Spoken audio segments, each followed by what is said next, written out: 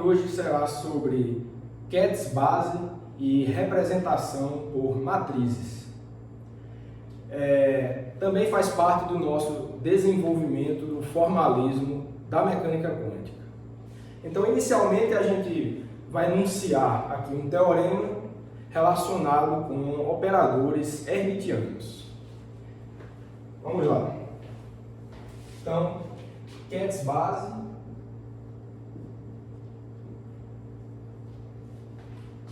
e representação matricial.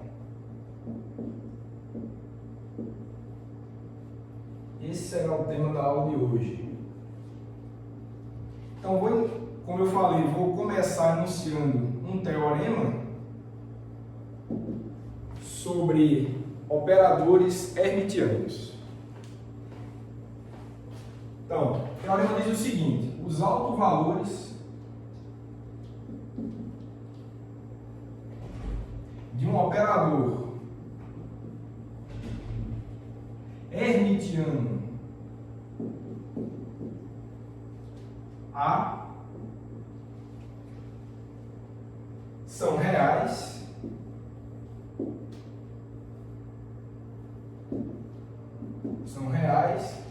e uma segunda parte diz que os autoquets de A, autoquets desse operador hermitiano A, que correspondem a diferentes autovalores que correspondem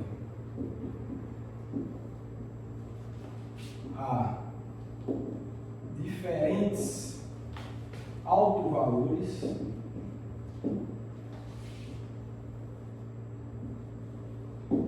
são ortogonais.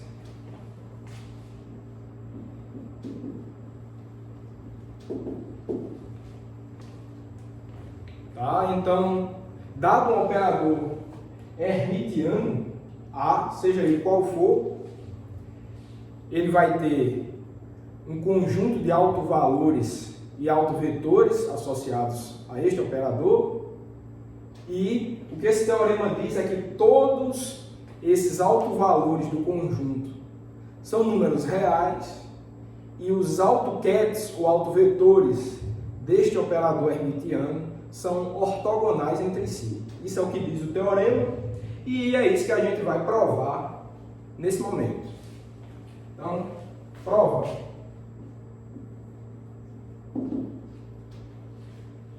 Para provar isso, a gente considera a seguinte coisa: uma equação de autovalores para esse operador hermitiano seria da seguinte forma: você tem que A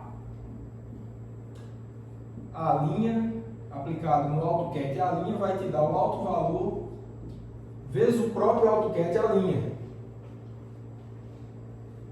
E pelo fato desse operador A ser hermitiano, a gente pode tomar, a partir dessa equação, uma outra relacionada com os autobras desse operador. Então, existe também essa relação aqui que você pode considerar. Considere o autobra a duas linhas, que é o bra relacionado ao ket a duas linhas. Se aplicado pelo A pela direita, isso daqui vai te dar igual ao número A, duas linhas, complexo conjugado, ket A, duas linhas. Essa equação é obtida a partir de uma equação como essa. Caso aqui fosse A, duas linhas, então era só tomar a equação adjunta, que é exatamente essa de baixo. Se o operador A não fosse hermitiano, você deveria botar o sinal de adaga aqui. Mas pelo fato de ser hermitiano, você não precisa dele, você pode omitir e a equação realmente fica dessa forma, certo? Agora, o que a gente pode tirar de interessante dessas relações é o seguinte, ó, a partir dessa primeira, a gente pode construir, ó, a seguinte coisa. Se você multiplica essa equação de cima por um Bra a duas linhas pela esquerda, fica assim, ó. A duas linhas, a linha igual a linha, a duas linhas, a linha. Tudo bem? A única coisa que eu fiz para tirar essa equação que eu escrevi de vermelho foi multiplicar por um Bra a duas linhas pela esquerda. E, de maneira similar, a gente pode multiplicar essa equação aqui, a gente vir com um ket A' pela direita, isso vai dar o seguinte, ó. A duas linhas A. Eu estou pegando agora um ket A' pela direita, então vai ficar assim, A'. Isso vai ser igual a duas linhas,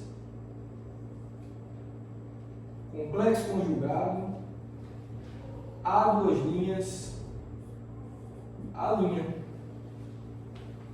Então, de novo, a única coisa que eu fiz foi pegar essa equação aqui e vir com um ket A'. Pela direita eu escrevo essa última equação de vermelho aqui embaixo. Eu vou chamar essa equação aqui de equação número 1 e eu vou chamar essa de baixo aqui de equação número 2. As de vermelho. Essas duas equações de vermelho eu vou chamar de 1 e 2. E o que eu vou fazer agora é o seguinte. Subtraindo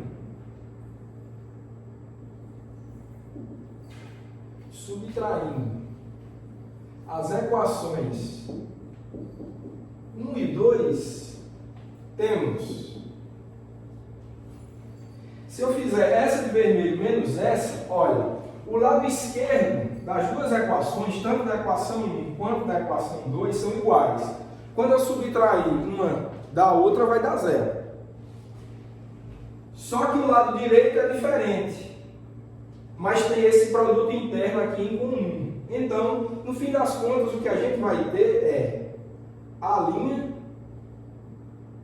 menos A duas linhas, complexo conjugado,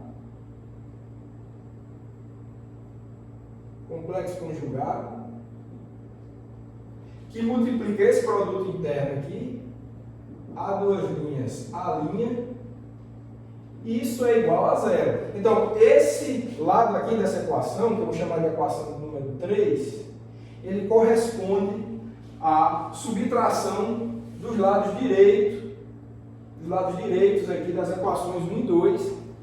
E esse zero aqui foi o que eu comentei com vocês, que era isso menos isso. O lado esquerdo das duas equações 1 e 2. Então, a gente fica só com essa situação aqui da equação 3, a partir das equações 1 e 2. Tudo bem. Agora, dada essa equação 3, o que a gente vai fazer agora é considerar duas situações. Vamos considerar o caso primeiro em que a linha é igual a duas linhas. Vamos considerar esse caso e ver o que é que a gente obtém. Então, da equação 3,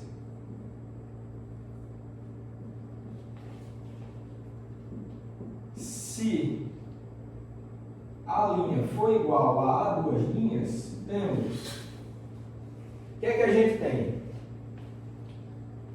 Olha, se a linha for igual a duas linhas, né, para essa equação, então você teria o produto interno entre o Bra A' com o ket A'. Se ele estiver normalizado, aliás, nem precisaria estar normalizado. Se ele não for o ket nulo, isso aí não interessaria para a gente. Se esse ket ali não for o ket nulo, então esse produto interno seria do A' com o próprio A', seria um número diferente de zero. E se esse número for diferente de zero, para essa igualdade aqui dar igual a zero, é porque esse parênteses aqui tem que ser nulo. Ou seja, A' menos A2' complexo conjugado tem que ser igual a zero. Então, o que a gente tem aqui, A' menos A2' complexo conjugado. Desculpa, A', né? A', porque eu fiz A' igual a A2', então dentro do parênteses, nesse caso específico, ficaria A' menos A' complexo conjugado. Que é exatamente o que tem aqui. Isso seria igual a zero, e isso nos dá simplesmente, passando para o outro lado da igualdade, vai ficar que A' é igual a A' complexo conjugado. Um número é igual ao seu complexo conjugado se e somente se ele for real. Ou seja, o que é que a gente conclui dessa análise? Aqui, a gente conclui que o A', que é o alto valor desse operador A, qualquer que seja ele, a gente não está especificando ele vai ter que ser real, por essa análise que a gente fez. Então, logo, A' é real. Então, está provada aqui, ó, a primeira parte do teorema que a gente anunciou, que os autovalores de um operador hermitiano são reais. Está provado isso. Falta agora provar a segunda parte do teorema, que os autoquets desse operador hermitiano são ortogonais entre si. É isso que a gente vai fazer agora. Vou apagar esse lado.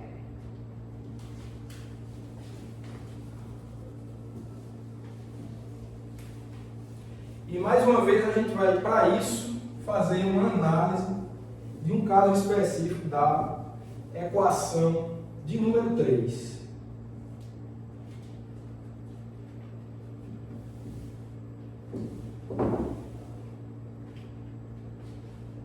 O que a gente vai fazer agora é estudar o caso em que a linha é diferente de A2'. Então, da equação 3, se a linha for diferente de A2', temos, se a linha for diferente de A2', esse par, isso aqui é a equação 3, tá? Se a linha for diferente de A2' nessa equação 3, então é porque esse parênteses aqui ele é necessariamente, óbvio, diferente de zero. Se eu estou afirmando que a linha é diferente de A2', obviamente a linha também é diferente do complexo conjugado de A2', e essa diferença que está aqui nesse parênteses é não nula. E se essa diferença é não nula e essa igualdade precisa ser satisfeita, é porque este produto interno precisa ser nulo. Então, o que a gente conclui deste caso específico é que A2', produto interno com A', é igual a zero. Essa equação aqui eu vou dizer que é a equação número 4, tá? Essa daqui que a gente encontrou para mostrar que os autovalores são reais. E essa daqui eu vou chamar de número 5. E a partir dela a gente conclui o seguinte: logo, os autoquets de A são ortogonais entre si.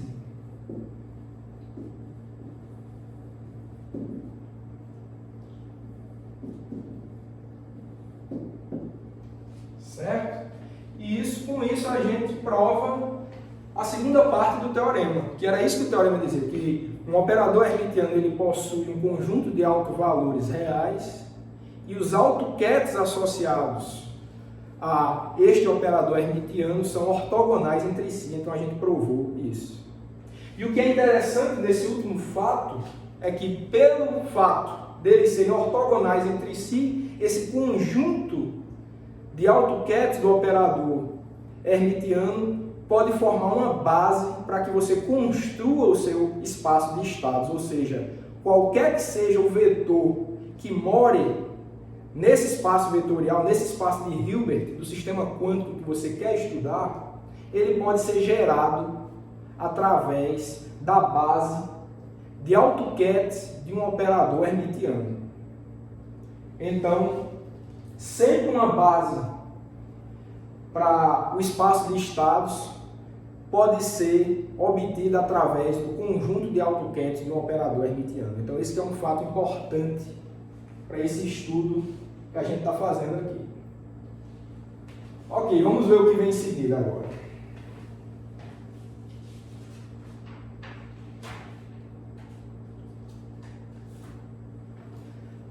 Justamente o fato da gente explorar o fato desse conjunto de AutoCAD do operador hermitiano constituir uma base.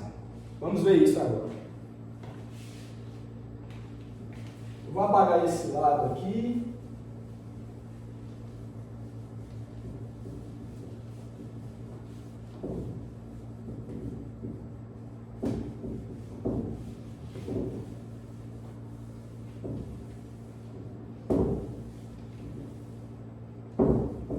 Vou apagar esse também para ganhar espaço. A gente vai falar de outra coisa agora, relacionada, mas outra coisa. O teorema a gente já provou.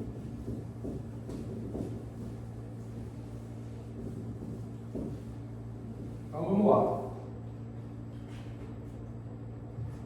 Então, sendo a linha, eu vou botar assim, entre chaves, vocês entendam o seguinte, que quando eu boto um cat ou um AutoCAD entre chaves, eu estou representando o conjunto de todos eles. Então, dada uma base, né? Dado esse conjunto de AutoCAD do operador A, então eu represento dessa forma, boto ele entre chaves aqui. Então, sendo esse conjunto de AutoCADs do operador hermitiano A uma base do espaço de estados, ou do espaço de Hilbert, se você quiser, de estados, podemos escrever um CAD genérico alfa como alfa, CAD alfa genérico, como sendo uma soma ou uma combinação linear desse conjunto de AutoCADs do operador hermitiano A. Então vai ser um somatório em A' de um conjunto de coeficientes C A', ou seja, vai ser um C1 A1 mais um C2 A2 e assim por diante. Então, uma combinação linear dado com essa estrutura, e o número de termos dessa soma vai ser igual ao espaço, a dimensão do espaço vetorial que você está estudando. Então, pelo fato dos AutoCADs do operador hermitiano A serem uma base, você pode expandir qualquer CAD que more nesse espaço vetorial dessa forma. Então, eu vou chamar essa equação aqui de 6.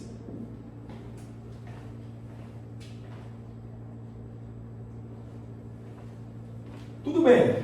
Então, dada essa equação 6, eu quero estudar quem são esses coeficientes, lembrando que são números complexos.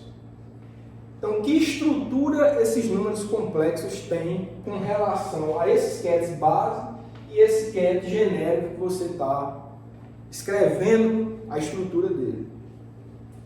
Para fazer esse estudo, o que a gente vai fazer é uma multiplicação dessa equação por um altubrar a duas linhas pela esquerda. Então, o que eu vou fazer aqui é o seguinte, ó.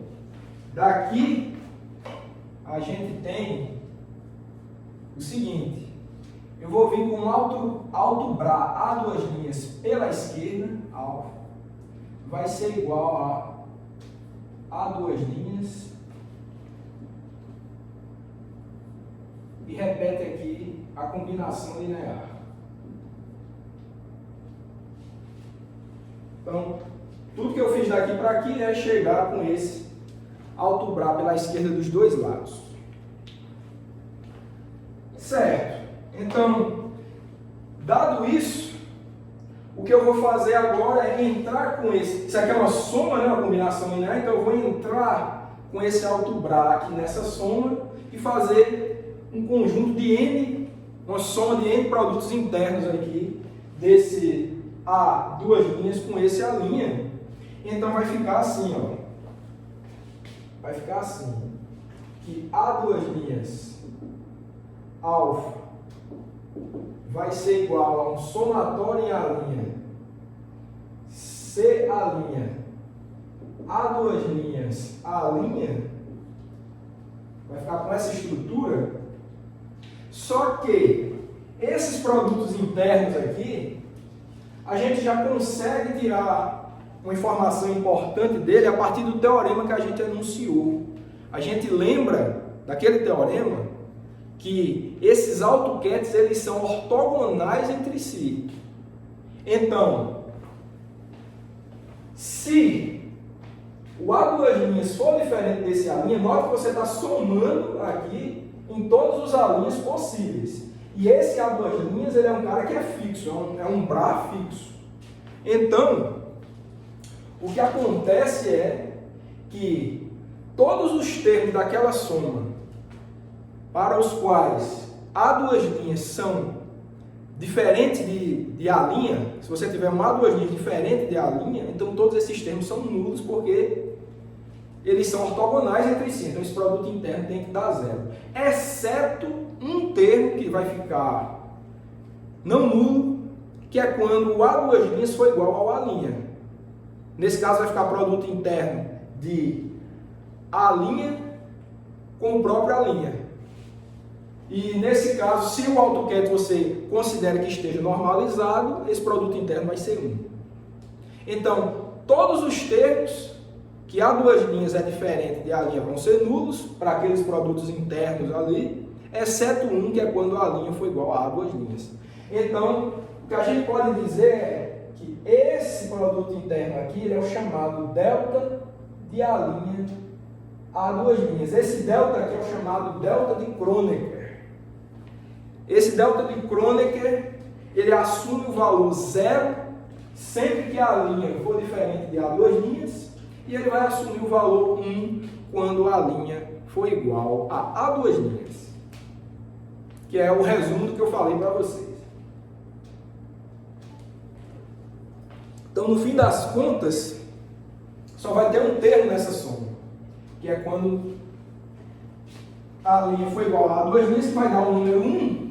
Então, só sobreviverá o termo em que A duas linhas for igual a linha. Então, dessa equação aqui, o que você conclui é que o C A', que é o coeficiente que vai multiplicar esse produto interno quando A duas linhas for igual a linha, vai ser igual, e o lado de cá ficaria A' alfa.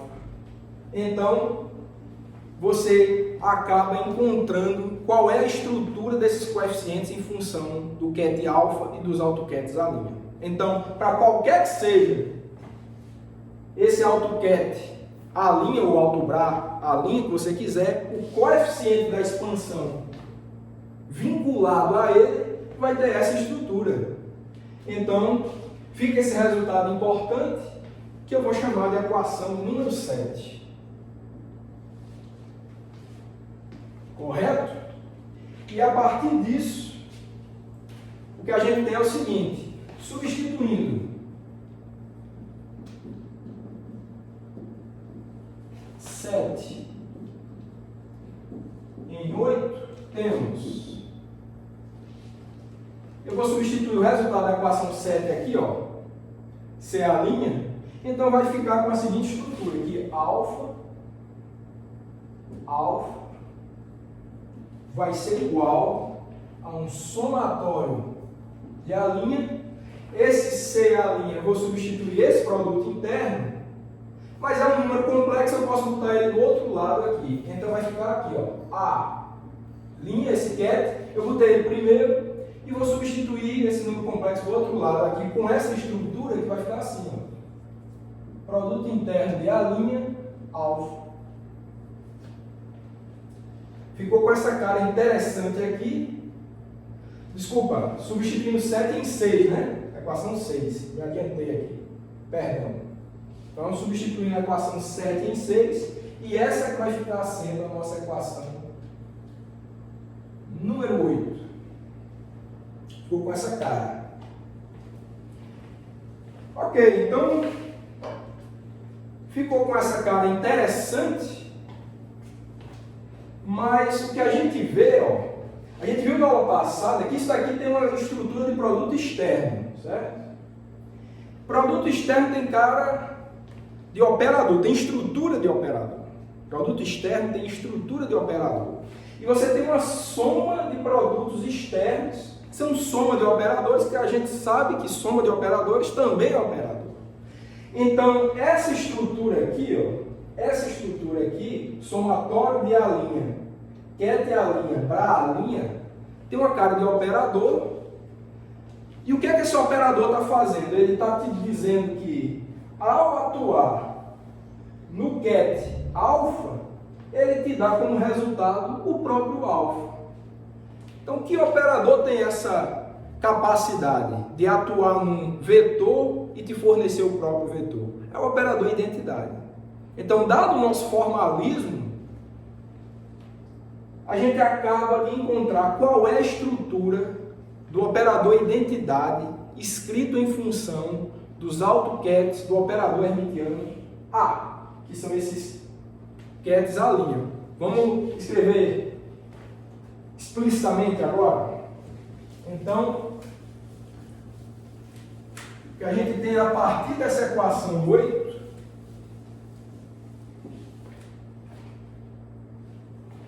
a partir da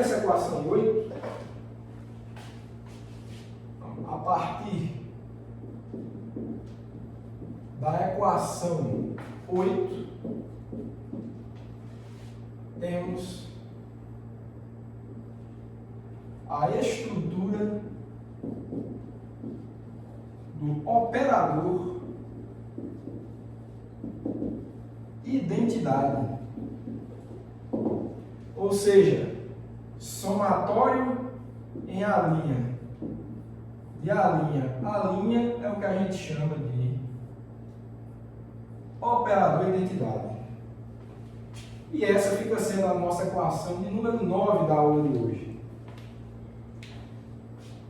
Que é uma equação bem importante que a gente vai utilizar para uma porção de coisas a partir de agora.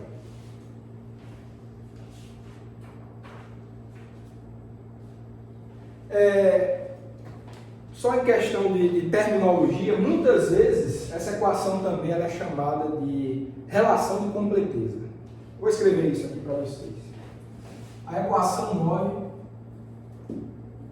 muitos livros textos chamam dessa forma. A equação 9 é chamada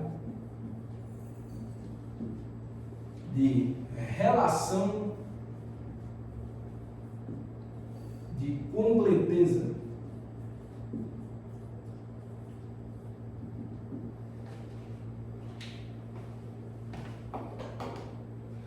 Quando uma relação ganha nome, é porque ela é importante. Nossa experiência diz isso, né? Então vamos lá, vamos seguir e ver o que é que a gente pode fazer com essa relação de completeza. Eu diria que a gente vai utilizar essa relação para o resto do nosso curso. Então, como o próprio livro texto diz, é difícil a gente superestimar a importância dessa relação. Bom, pelo fato de ser uma identidade, qual que é a importância disso? Uma identidade, dada uma relação entre vetores, operadores, do jeito que você quiser, por mais simples ou mais complexa que ela seja, em qualquer lugar dessa sua equação, ou mesmo desigualdade se tiver, qualquer ponto dessa sua relação entre operadores e vetores, quetes ou bras, você pode introduzir a identidade ou a relação de completeza em qualquer lugar que essa sua relação não muda. Mas o fato de não mudar não quer dizer que não vai te dar nada de interessante. Esse que é o ponto. Você introduz ela em qualquer lugar, não vai alterar a igualdade ou a desigualdade, dependendo da situação, mas muitas vezes vai te dar algumas informações muito importantes sobre a estrutura dessa relação que você está estudando. Vamos ver isso agora.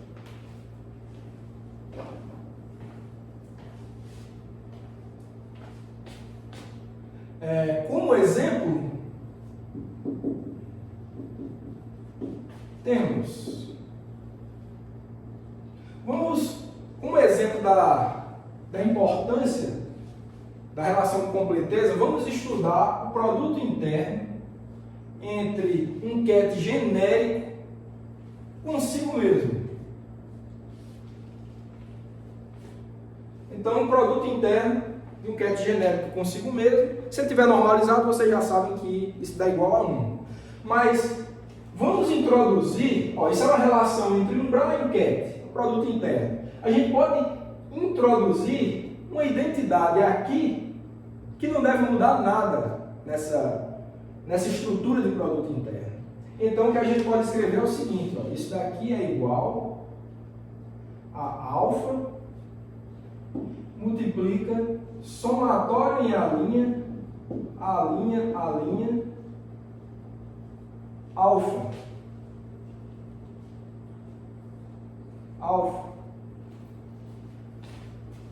Certo? Então, pelo que eu já venho falando para vocês, isso não deve mudar. Tem um produto interno de alfa com ele mesmo, coloca uma identidade no meio e fica com aquela estrutura. Só que isso daqui dá igual ao seguinte, vamos desenvolver essa relação aqui. Eu vou entrar com esse bra alfa nesse somatório, parecido com o que eu fiz ali.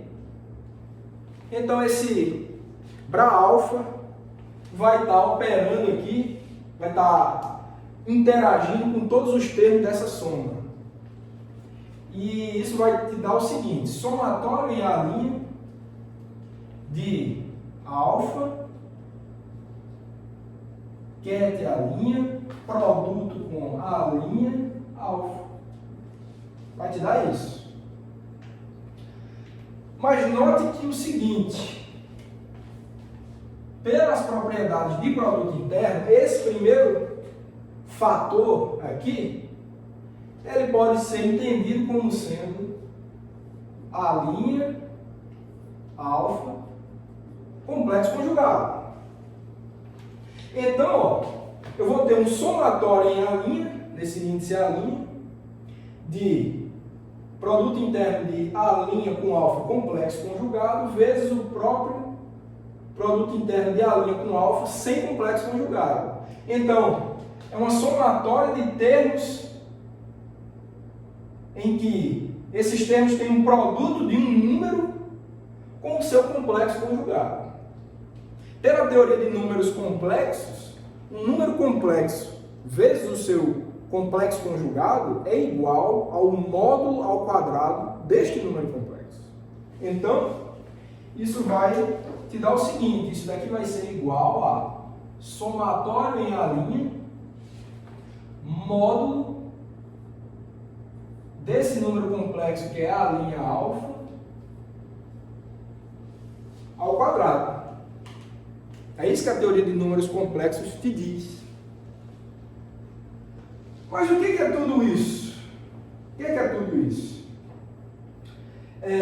isso daqui vai ser igual a 1, né? Se esse ket alfa for normalizado, toda essa igualdade que a gente vem desenvolvendo aqui tem que ser igual a 1. Mas note também, da equação número 7, que esse número complexo é justamente o coeficiente C' da expansão de alfa na base de AutoCAD do operador A. Então isso daqui nos diz o seguinte, ó, que somatório em A' de C' módulo ao quadrado vai ser igual a 1, que é o resultado desse produto interno aqui. Essa equação eu vou chamar de equação número 10, mas eu só quero chamar a atenção para o seguinte: para você escrever que isso é igual a 1, é porque isso daqui é igual a 1. E isso daqui vai ser igual a 1, esse produto interno só vai ser igual a 1, óbvio, se alfa for normalizado. A gente já está partindo dessa hipótese.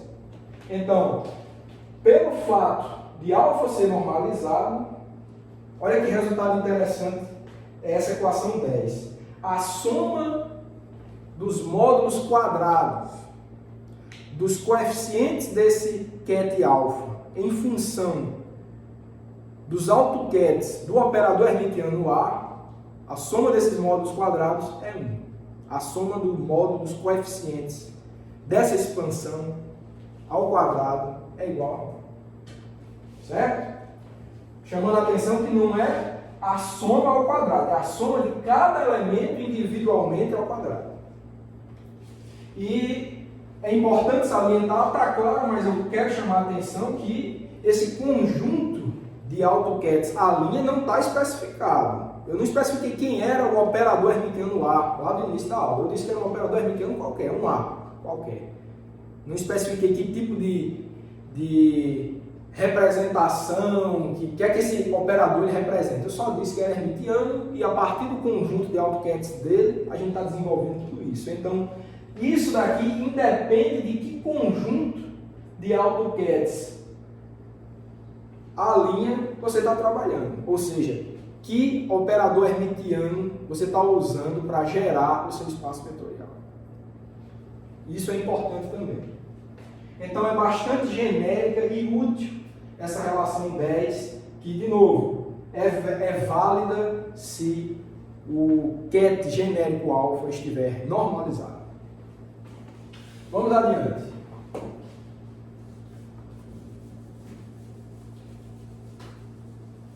Bom, então eu acho que, como primeiro exemplo, já deu para vocês terem uma ideia da importância da relação de completeza, né? Eu só parti de um produto interno simples, ingênuo, que, pelo fato de introduzir essa relação de completeza aqui, te deu toda essa informação interessante. E muitas outras informações interessantes vão ser obtidas com o auxílio dessa nossa relação de completeza.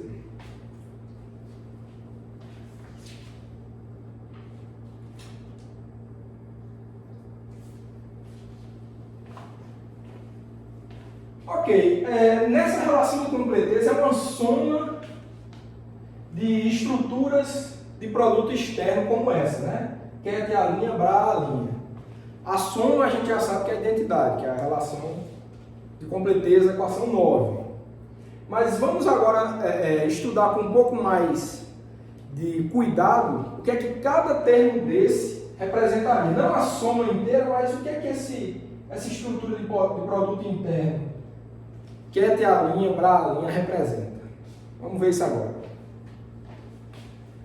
Então, para a estrutura A', temos o seguinte fato.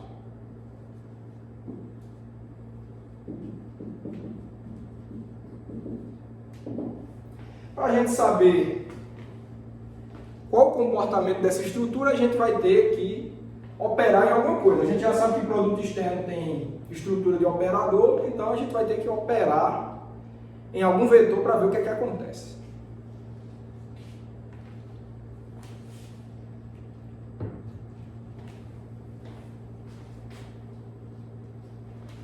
Então vamos operar em um ket alfa genérico.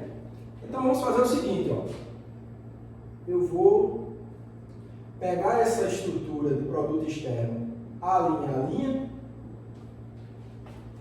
e vou atuar num ket genérico alfa. Isso daqui nada mais é do que o a linha alfa, que é igual, pelo que a gente vem desenvolvendo, ó, isso daqui é um número complexo, que é o número complexo C a linha vezes o ket a linha. Essa daqui é a nossa equação número 11. E o que é que isso te diz? Você tem um ket genérico alfa, ao ser operado por esse produto externo aqui, o que é que aconteceu? Ele te deu um número complexo, aquele coeficiente da expansão, vezes o AutoCAD e a linha. Então, o que é que essa estrutura está fazendo? Ela está, ao atuar no ket genérico alfa, ela vai selecionar a porção desse alfa paralela, se você quiser pensar em termos de geometria euclidiana, paralela ao vetor, ao autovetor a linha. Então, lembre que alfa é uma combinação linear de todos os alinhos possíveis, cada um com seu coeficiente. Então, ao você operar com essa estrutura de produto externo aqui, você elimina todos aqueles termos, exceto o termo contendo o ket a linha. Então, é como se você fizer alusão à geometria euclidiana, é como se você estivesse projetando um vetor genérico em uma dada direção do seu espaço euclidiano. Mas aqui não é espaço euclidiano, é um espaço de Hilbert, é mais geral, como vocês sabem, mas tem uma estrutura, tem um comportamento similar a uma operação de projeção. E de fato é o que a gente chama desse operador. A gente diz que é um operador projeção em que? Na direção do AutoCAD a linha. Certo? Então, dessa forma, chamamos o operador a linha de projeção ou de projetor.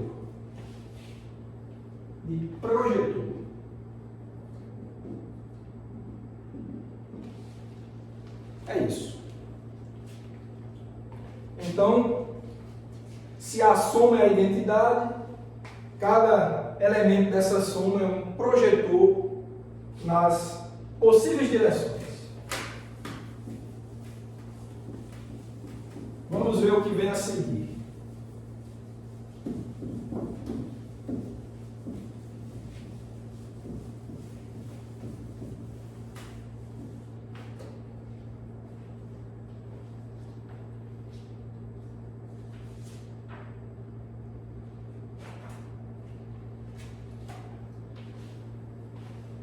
Só em termos de notação, é importante a gente chamar a atenção para o seguinte. De projetor, só vou completar essa frase aqui.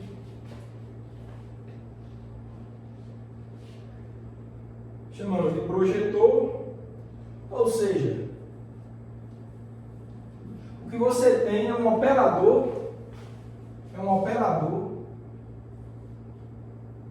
lambda maiúsculo igual a linha.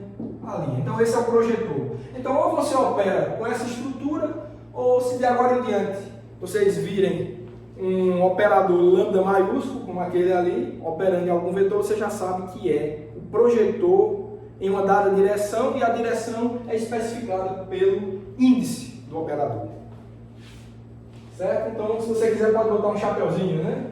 Para deixar claro que é um operador.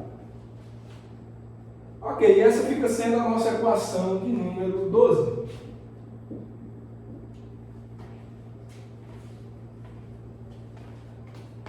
Certo? E de agora em diante, a gente vai entrar na segunda parte que eu havia preparado para essa aula, que é a parte de representação matricial de todas essas entidades que a gente tem visto. Vetores, CADs, BRAS, operadores, produto interno, operações. Como é que tudo isso pode ser alternativamente expresso em termos de matrizes, ao invés de operadores ou de vetores. É importante ter essa representação auxiliar, porque muitas vezes quando a gente está fazendo cálculos, dependendo do cálculo, é mais conveniente às vezes você trabalhar na notação de vetores e operadores, e dependendo da situação também pode ser mais conveniente você trabalhar na representação de matrizes. Então, se a gente tiver essas duas ferramentas disponíveis, a gente trabalha com o formalismo de mecânica quântica de maneira mais completa e mais conveniente de acordo com a situação. Então vamos ver isso agora, representação matricial.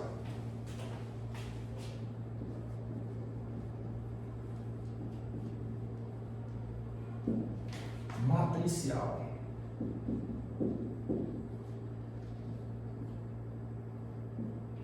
Vou apagar logo essa parte aqui também.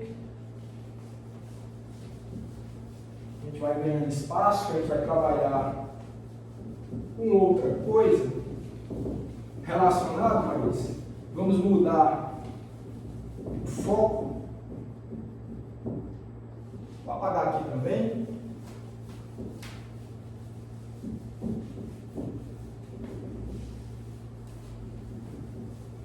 E aí a gente fica com bastante espaço.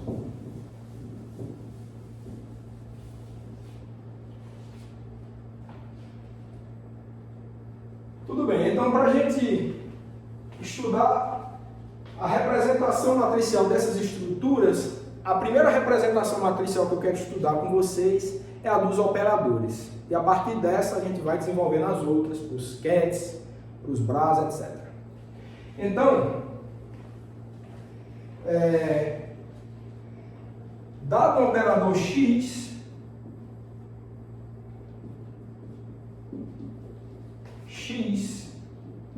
temos, olha, operador X qualquer, não estou especificando se é hermitiano, o que é que ele é? Um operador que atue no espaço de Hilbert que você está estudando. Se é um operador, o que é que a gente vai fazer agora? Para encontrar essa representação matricial dele, a gente vai estudar a partir do uso da relação de completeza, da identidade que a gente estudou lá. Então, o que é que eu vou fazer agora?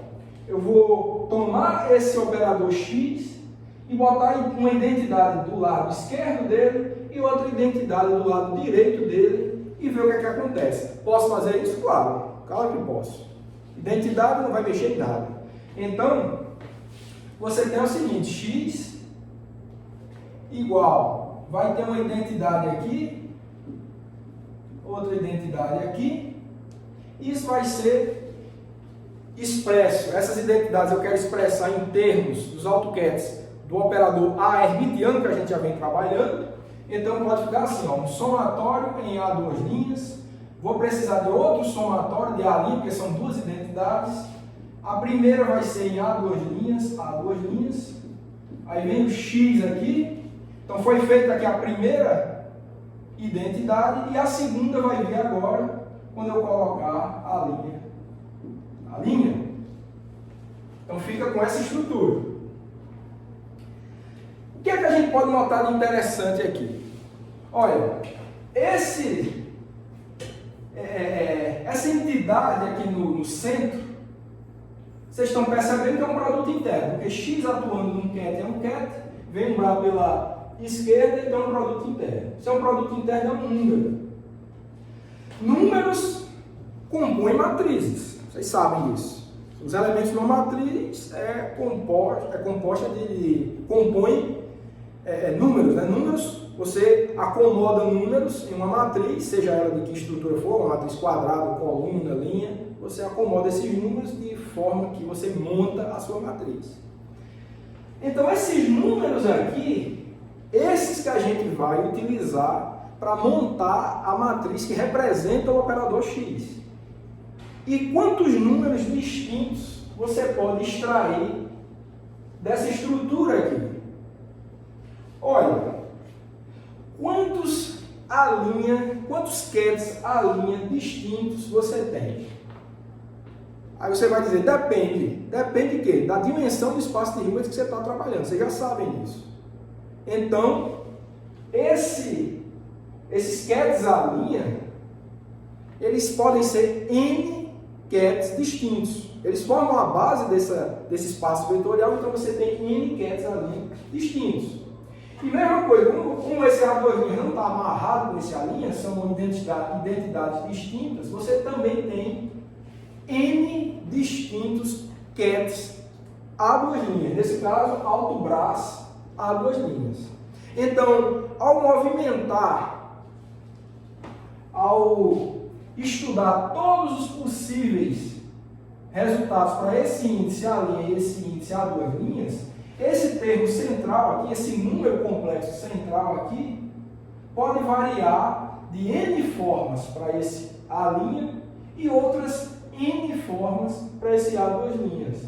De modo que, no geral, esse termo completo vai ter n ao quadrado números compondo essa soma. Então, essas duas somas aqui, no mais geral possível, ela vai ser composta de n ao quadrado termos, e esses termos centrais aqui, você pode obter n ao quadrado termos distintos para eles.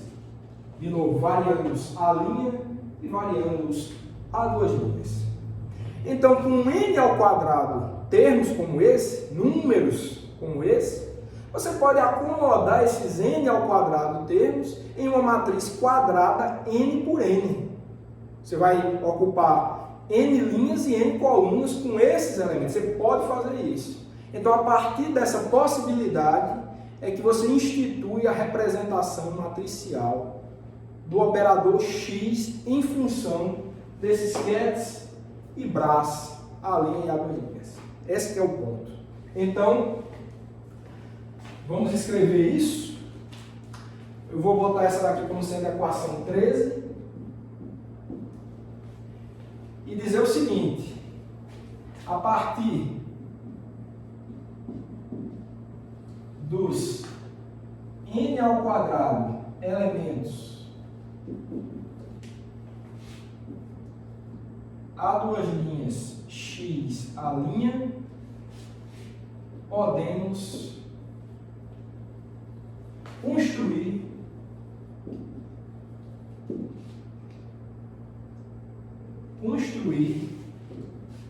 a matriz x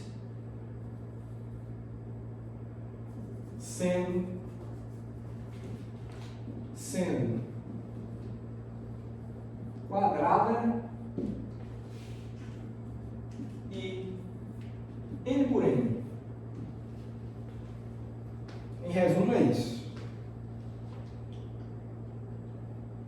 Tá, agora você tem essa possibilidade, mas a gente vai precisar instituir como que a gente vai ordenar. Não pode ser de qualquer forma. Você pode pegar n quadrado de elementos e distribuir numa matriz n por n de qualquer jeito. Eu posso fazer isso de uma forma, vocês de outra. A gente tem que padronizar isso. E como é que a gente padroniza isso? É o que eu vou falar agora para vocês. Então, para a gente fazer isso de maneira padronizada, o que a gente faz é o seguinte. Então, neste caso, o que se faz é o seguinte, ó. Você tem esses elementos que compõem a matriz, que vai ser A2' x A', de modo que esse alto-brá aqui, ele vai especificar quem são as linhas, e esses autoquetes aqui vai especificar quem são as colunas da matriz. Então, de forma genérica, é isso que se faz para padronizar a ocupação da sua matriz a partir desses elementos. Na próxima aula, quando eu falar de um tema específico, que vai ser sistemas de spin-mail, aí vai ser um exemplo específico, aí talvez fique mais claro a utilização desse formalismo que a gente está desenvolvendo aqui. Eu estou falando tudo de maneira abstrata hoje, mas no decorrer do curso isso vai ficar cada vez mais corriqueiro e automático no modo de fazer a mudança de uma notação para outra. Mas isso precisa estar estabelecido e eu vou chamar isso aqui de 14. Tudo bem. Desse modo, o que a gente tem é o seguinte: como é que a gente monta a matriz de X com esse padrão que a gente estabeleceu? Olha, o primeiro elemento da matriz vai ser o elemento da primeira linha e da primeira coluna. Então, você vai estabelecer como sendo, ó, a primeira linha vai ser o elemento com o primeiro ket, A1, X, e a primeira coluna que vai ser o A1. Então, o primeiro dos AutoCats do operador A hermitiano, que deu origem a esses AutoCats aqui, ao você operar com esse operador X, você monta o elemento 1. Primeira linha, primeira coluna. Aqui em seguida vem o elemento da linha da segunda coluna, né? Então você tem ainda a primeira linha, número 1 aqui, e você tem a segunda coluna. Então aqui vai vir um A2, tá? E aqui por diante, né? Viria primeira linha, terceira coluna, etc. Aqui, quando você vai aqui para baixo, você se mantém na primeira coluna, mas você aumentou a linha, essa é a segunda linha. Então aqui você teria o elemento A2, ó, esse aqui tem a ver com a linha, então mudou a linha, você muda esse aqui, X, e aqui você vem, ainda tem a primeira coluna. Aqui embaixo você tem segunda linha e segunda coluna, então A2,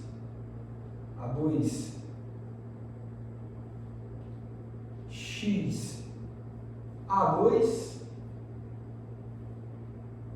fechou? Segue, e aí por diante você vai montando toda a sua coluna, né, a sua primeira coluna, monta a sua primeira linha, e assim você vai montando a sua matriz inteira. E aqui no final, só para especificar, no final aqui você teria o elemento NN, que seria o último, que é da linha N com coluna N. Certo? É assim que você monta a sua matriz inteira. Certo? Então, notem que todos esses são números, né? São produtos internos, todos esses vão te dar números complexos, e assim, com esse padrão que você monta a matriz do operador que você quiser na representação dos AutoCats do operador A, aquele hermitiano que eu comecei a falar nele lá no início da aula.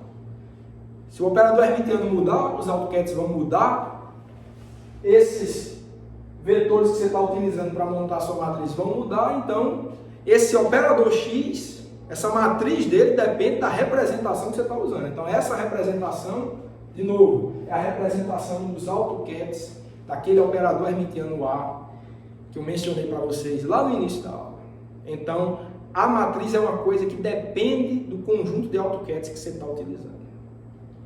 Isso tem que ser claro. Mas com o decorrer do curso isso vai ficando cada vez mais claro. Estou falando de novo, de maneira genérica hoje, para quando os exemplos começarem a aparecer, vai ficar tudo mais simples.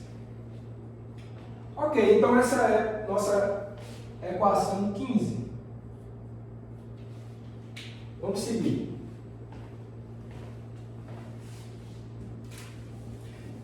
Então essa equação 15 nos mostra como fica a representação de um operador em termos de matriz.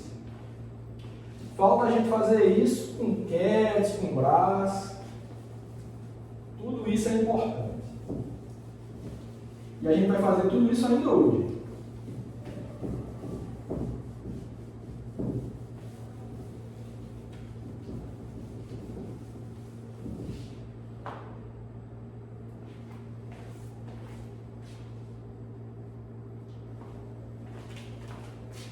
Antes disso, eu quero fazer só alguns comentários sobre as entradas dessa matriz ainda. Então, note que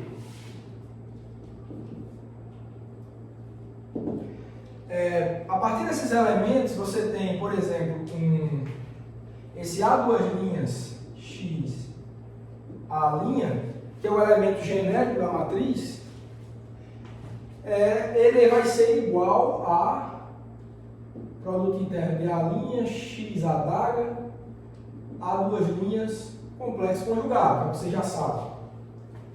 Relação 16. Caso X seja hermitiano,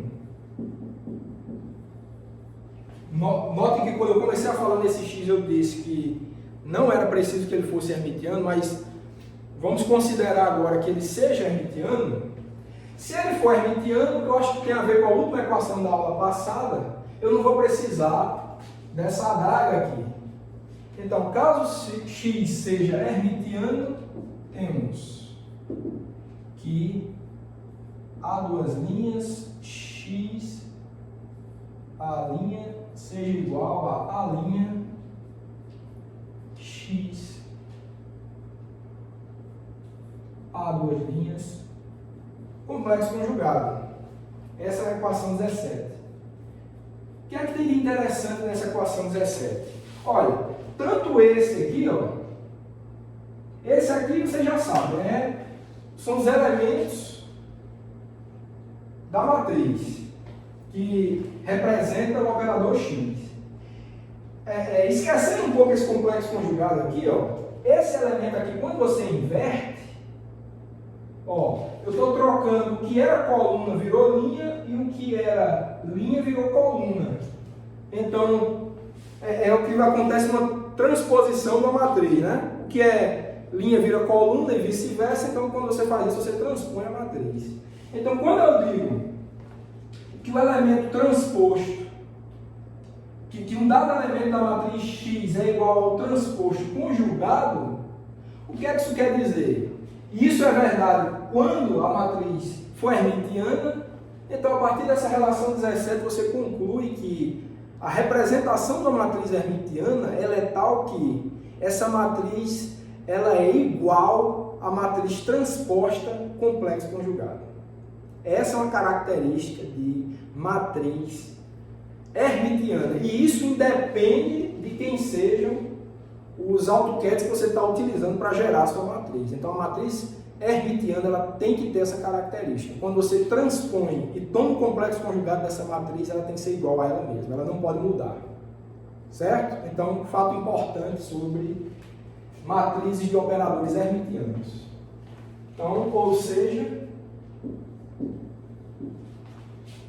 uma matriz hermitiana é igual à sua transposta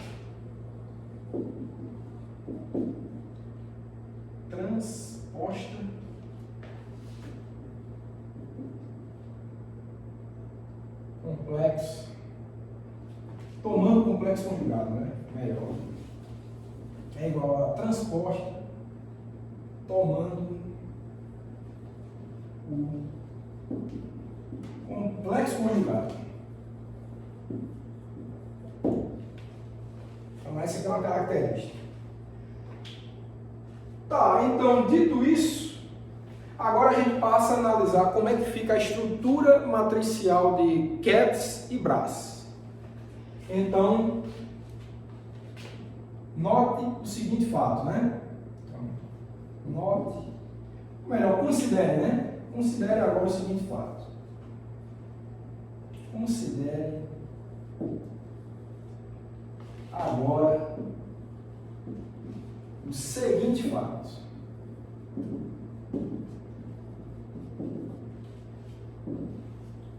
Eu quero considerar que um dado ket gama ele é igual à aplicação de um operador x no ket genérico alfa.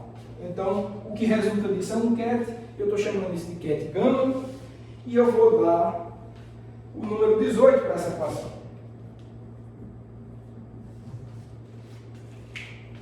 E a partir disso, eu vou desenvolver a notação matricial desses kets aí.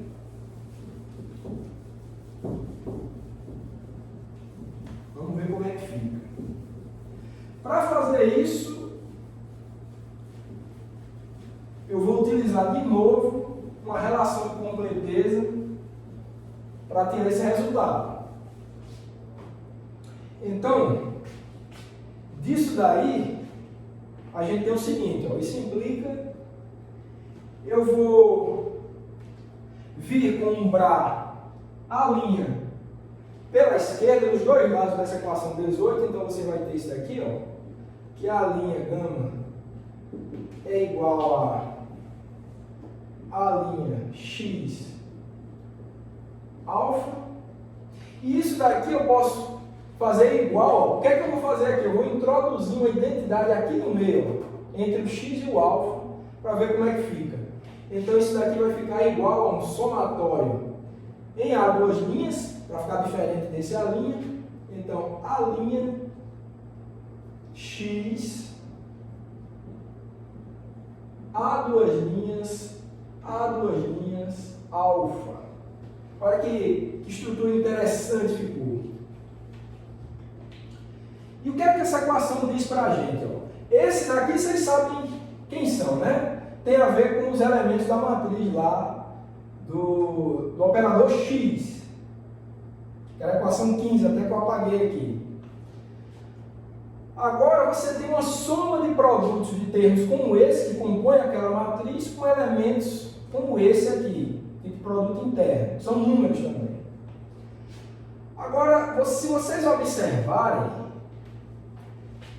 nessa soma, esse elemento aqui está fixo e esse elemento corresponde às linhas da matriz de x, e o que está variando com essa soma são os elementos da coluna. Então você está mantendo uma linha fixa daquela matriz de x e está andando com as colunas. Linha fixa varia coluna. E está multiplicando por números respectivos que têm a ver com o ket alfa. Quando você faz uma multiplicação de elementos de uma linha por outros elementos respectivos, isso tem cara de produto de matriz quadrada por matriz coluna. E a matriz coluna vai estar sendo ocupada justamente por esses elementos aqui. Essa estrutura nos leva a identificar isso. Se a gente já identifica que isso aqui compõe a matriz quadrada do operador x, aqueles elementos multiplicados ali no final são os ocupantes de uma matriz coluna, que nesse caso a gente vai utilizar para representar o ket alfa nessa representação de autokets à linha. Então, de forma similar, você identifica esses vários A' possíveis aqui, que tem a ver com a matriz coluna, nesse caso aqui, representando o ket gama. Certo? Então, a soma varia nas colunas, mas para cada elemento aqui, se esse fosse o A1, esse estaria representando o primeiro elemento da coluna do ket, da matriz coluna, representando o ket gama. Se você vai para o segundo elemento, você variou, você vai ter outra soma, e você sempre vai manter essa estrutura de matriz coluna igual ao produto de uma matriz quadrada por uma matriz coluna. Se você identificou isso daqui como uma matriz quadrada, isso te leva a identificar tanto esses elementos aqui como compondo uma matriz coluna para o ket alfa e esses aqui compondo elementos de uma matriz coluna para o ket gama. Ou seja, vou chamar isso aqui de 19 e dizer o seguinte: a equação 19 nos leva à seguinte representação.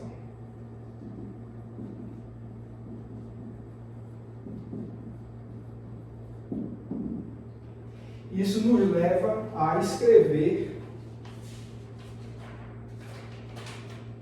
que alfa, o ket alfa vai estar sendo representado por uma matriz coluna, e aqui você teria o primeiro elemento, A1 alfa, aqui você teria o A2 alfa, e assim por diante até o enésimo termo,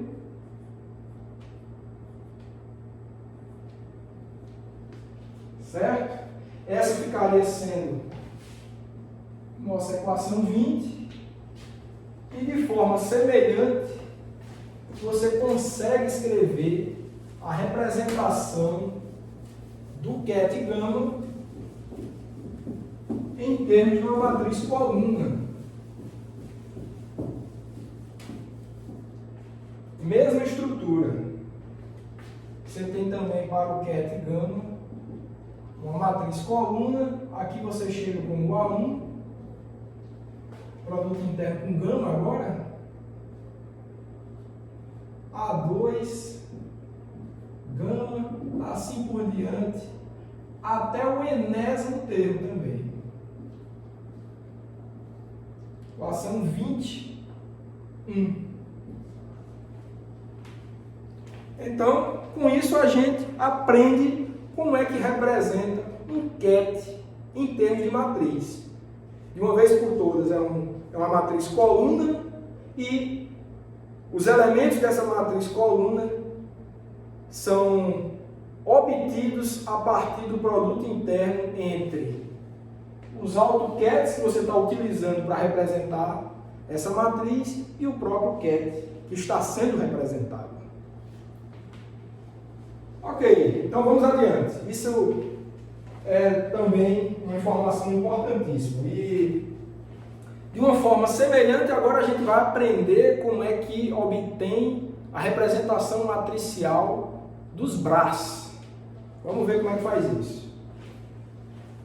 No caso dos BRAS,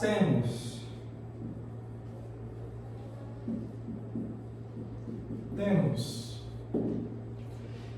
agora eu quero representar a seguinte coisa. Eu vou afirmar que o BRA gama ele vai ser igual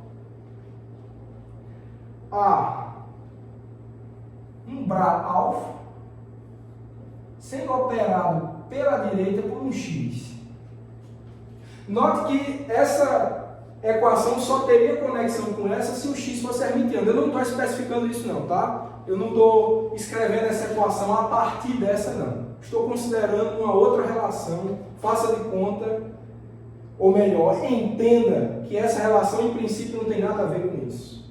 Tá? Seria verdade somente se x fosse hermitiano, mas eu não quero especificar isso não. O que eu estou fazendo aqui é mais geral. X não precisa ser hermitiano.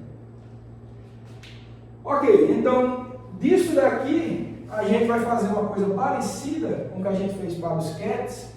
Eu vou querer fazer um produto interno desse gama com um ket a linha, e isso daqui vai ser igual a alfa x a linha. E vamos desenvolver isso agora. Vou apagar aqui.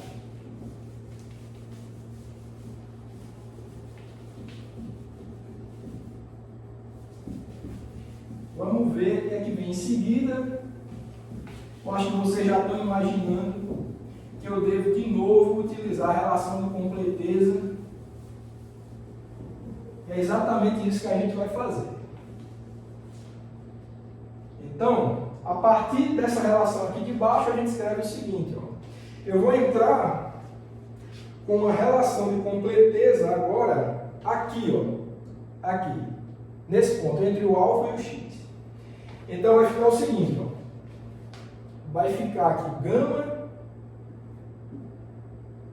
a linha vai ser igual se é uma completeza, precisa de uma soma, né? Então vai ficar igual a um somatório em A duas linhas, para ficar diferente desse a linha, alfa, que é esse quente aqui, eu vou botar a completeza aqui no meio, ó, vai ficar A duas linhas, que é uma identidade, né? Posso fazer isso, x a linha. Então a gente fica com essa estrutura interessante aí, que eu vou chamar de equação 22. É interessante no seguinte sentido. De novo, os elementos da matriz X estão aparecendo aqui, da matriz quadrada X estão aparecendo aqui. Quando eu estou efetuando essa soma aqui desse índice livre a duas linhas, o que eu estou variando agora é a linha da matriz X. E tem esses números multiplicando aqui. Então, não é difícil imaginar que essa estrutura aqui, se você faz essa identificação aqui como elementos de matriz quadrada e que eu estou variando a linha, então isso daqui tem estrutura de produto de matriz linha por matriz quadrada. Por quê? Quando você multiplica uma linha por uma matriz quadrada, você vai obter outra matriz linha. Né? Linha vezes coluna, monta um elemento, linha vezes coluna, e aí você vai fazendo essa estrutura multiplicativa para montar outra matriz linha. Então, ó, se isso daqui está representando elementos de uma matriz linha, e isso daqui também, por essa estrutura multiplicativa, então a gente vai montar a matriz que representa os bras gama e alfa, com esses elementos, compondo uma matriz linha de N elementos. Então, é isso que a gente vai fazer agora. Então, a equação 22 nos leva à seguinte identificação. A identificação que eu quero fazer eu vou fazer primeiro para o alfa, aqui, ó, esse Bra alfa, ele vai ser representado por uma matriz linha composta por elementos desse tipo aqui, ó, que vai ser alfa A1, que é o primeiro elemento, aí depois vai vir alfa A2, e aí assim por diante até você preencher com os N elementos. Certo? Eu vou apagar aqui para mostrar um fato que também precisa ser mencionado.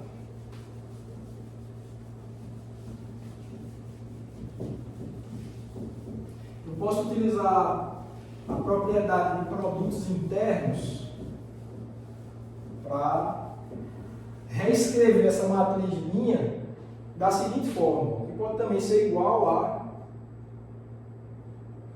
A1 alfa asterisco, tá? Só estou invertendo aqui, nada mais, A2 alfa complexo conjugado, e assim por diante você preenche toda a sua matriz linha. E similarmente,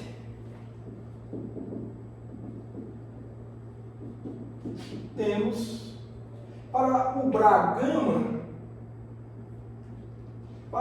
gama, preencher uma matriz linha com esses elementos aqui, ó. Então vai ficar com essa estrutura. Já pegando o exemplo desse aqui, não tem nada de diferente, vai ficar uma estrutura do tipo A1 gama, complexo conjugado, A2, gama, complexo conjugado, e assim por diante você preenche todo mundo. Essa aqui vai ficar sendo a nossa equação 23 e essa equação 24. Então é assim, pessoal, que a gente representa os braços em termos de matriz. Vai te dar matrizes do tipo linha. Ok, vamos ver o que vem adiante.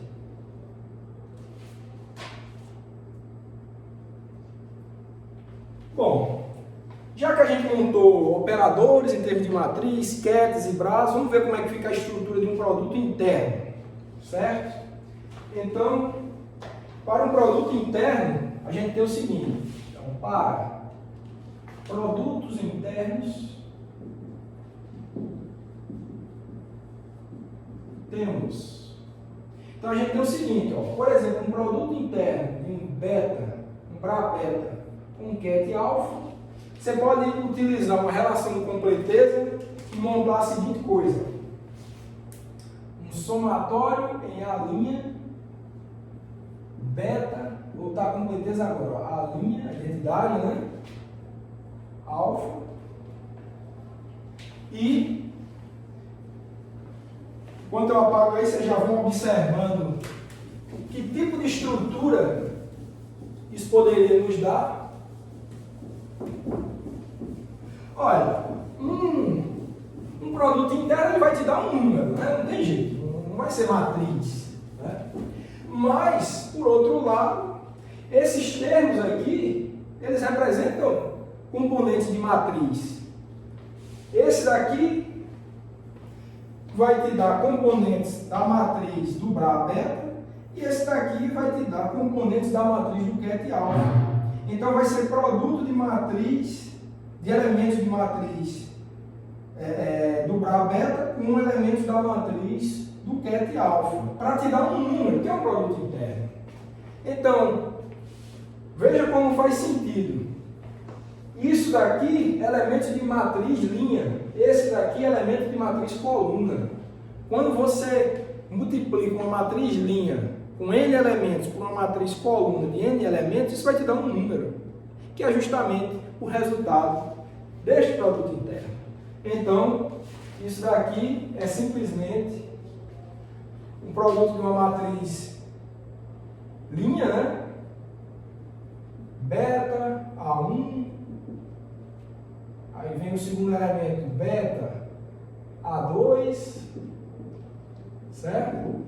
Que são os elementos da matriz linha do Bra-beta, e em seguida vão vir os elementos da matriz coluna do alfa, A2, alfa, e assim por diante, certo? Então, fazendo todo sentido, né? O produto interno tinha que dar um número. Como é que você vai multiplicar matrizes para te dar um número? A única estrutura é essa: produto de matriz linha por matriz coluna. Vou escrever essa equação aqui como equação 25. Ok, para fechar a aula, a última coisa que eu quero fazer agora é observar junto com vocês como fica interessante o caso em que eu represento um operador hermitiano em termos dos seus AutoCADs, com a representação matricial gerada pelos seus próprios AutoCADs. Esse é o último ponto que eu quero observar com vocês hoje. Então vamos ver isso. No caso do próprio operador hermitiano A, temos. Note que esse A é aquele mesmo que a gente falou no início desta aula, estamos voltando a falar dele. A gente só vem utilizando os AutoCADs que surgiram a partir dele, né? Então vamos ver, já que ele deu origem a tudo isso, né? Ou quase tudo isso, vamos ver como é que ele mesmo vai ficar representado em termos dos seus AutoCADs. apagar aqui também. Vamos ver como é que vai ficar essa representação. Será que vai ter alguma particularidade, né?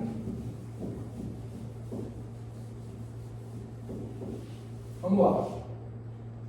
Então, para fazer essa análise, o que eu quero fazer com vocês é o seguinte, ó.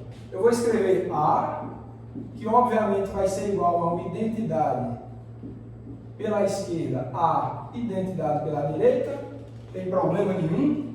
E isso daqui vai ser igual a um somatório em A duas linhas, vai representar a primeira identidade, um somatório em A' para a segunda, então vai ficar A duas linhas, A' vai ficar com essa estrutura, mas se você lembrar que esses cats A' são AutoCats do operador A, então essa operaçãozinha aqui, ó, ela nada mais é do que o autovalor A' vezes o próprio cat A'. Então como é que fica? Isso vai ficar igual a somatório em A duas linhas, somatório em A'. Esse número complexo aqui, que é o autovalor, vou botar ele na frente, vou ficar A'. Aí vou repetir isso daqui, ó, A duas linhas. Agora vai vir esse cat A' aqui e o Bra A'. Vai ficar assim. Só que, se vocês lembrarem, foi o primeiro teorema, a primeira coisa que eu falei nessa aula, se os AutoCats forem distintos, vai dar 0 porque eles são ortogonais, se for o mesmo, vai dar 1 esse produto interno porque os AutoCats são normalizados, então isso daqui nada mais é do que uma delta de Kronecker do tipo A' duas linhas. Então, só vão sobreviver dessa soma aqui os termos em que A' for igual a duas linhas. Então, se só vão sobreviver esses termos, então eu não vou precisar dessa soma em A duas linhas. Só vai ter termos em que A duas linhas é igual a linha, então não precisa da soma em A duas linhas. Então, isso daqui vai ficar igual a uma soma somente em A' desse A' aqui, e esse termo aqui só vai sobreviver quando ele for igual a A', então vai ficar A'. Olha que representação interessante que ficou. E essa equação eu vou chamar de 26. E essa daí, pessoal, é a dita decomposição espectral. É bastante corriqueiro estudar esse tipo de estrutura para os operadores hermitianos. Quando você escreve dessa forma, depois você vai ver, se você montar a matriz do operador A na representação dos seus AutoCats, vocês vão ver que vocês vão obter uma matriz diagonal. Só tem elementos não nulos na diagonal principal, o resto necessariamente vai dar 0. Essa estrutura aqui pode ser utilizada para você mostrar isso também, a gente vai ver com o tempo, com o decorrer das aulas, mas só chamar a atenção que essa relação é importante, ela é chamada de decomposição espectral do operador A. Então, vamos lá. A equação 26 é a chamada decomposição espectral.